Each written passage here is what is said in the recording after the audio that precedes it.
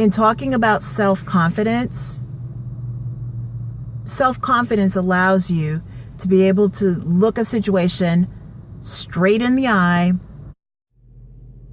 She is the desert dwelling, first child of Takasi,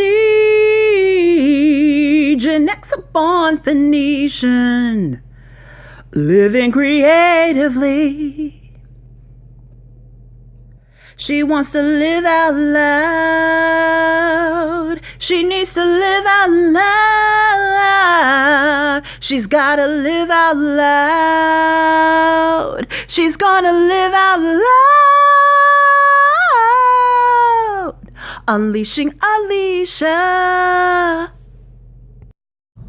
When you have something important going on in life, something that can be life-altering, life-changing, for the better, sometimes you find that you have to ditch the people around you that are bringing you down, that are doing things that are going to be continually detrimental to your existence. Most of the time, these are the same people who complain or point out things that are negative about you or about the situation that you share with them. And it just perplexes you to no end that these very people who have so much to say that's negative about you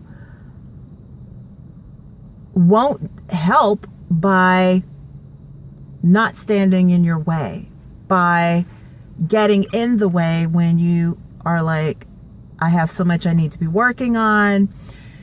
You know, tonight after I do X, Y, and Z, I'm going to focus on this. Knowing full well that the thing that you stated that you're going to focus on is the very thing that's going to lead you to the next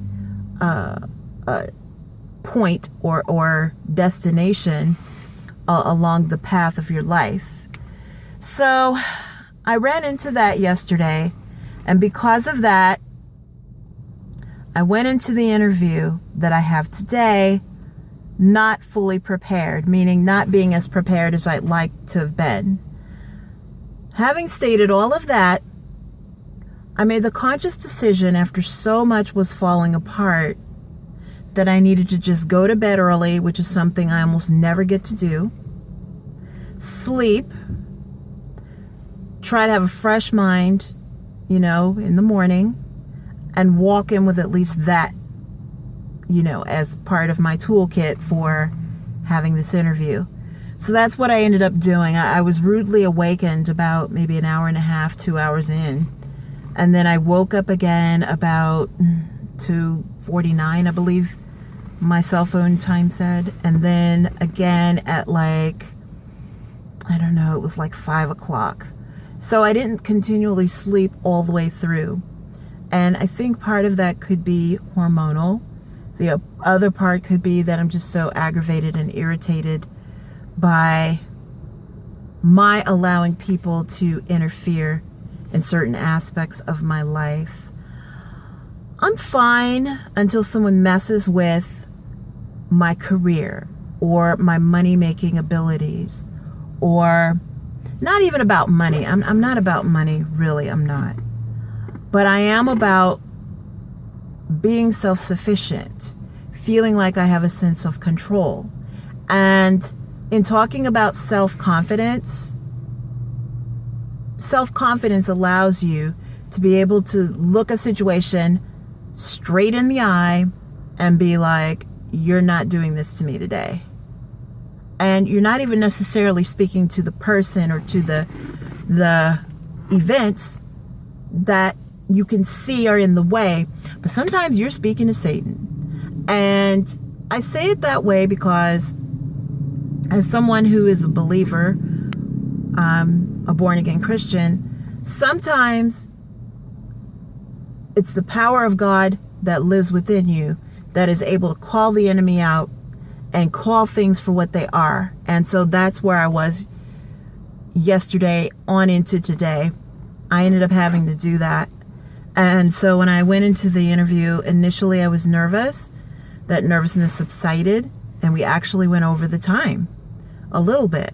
But I could tell this person enjoyed interviewing me and enjoyed speaking with me. So I just don't know. I like to walk out knowing that if I'm seeking a job or I'm seeking a higher position, I like walking out knowing that I have it. I've had that happen like twice, and it felt so good because I didn't have to worry about it anymore. And I was just on to the next steps of, more training and whatever to fully prepare myself. But here's the thing. If you study often and show yourself approved, as the Bible says, you don't have to do like a cram session. So that's the lesson. I felt like I needed to cram a little bit, and I learned that I need to always be ready so that I'm not feeling pressured to cram. She is the desert dwelling, first child of Takasi, Gen X born Phoenician, living creatively. She wants to live out loud.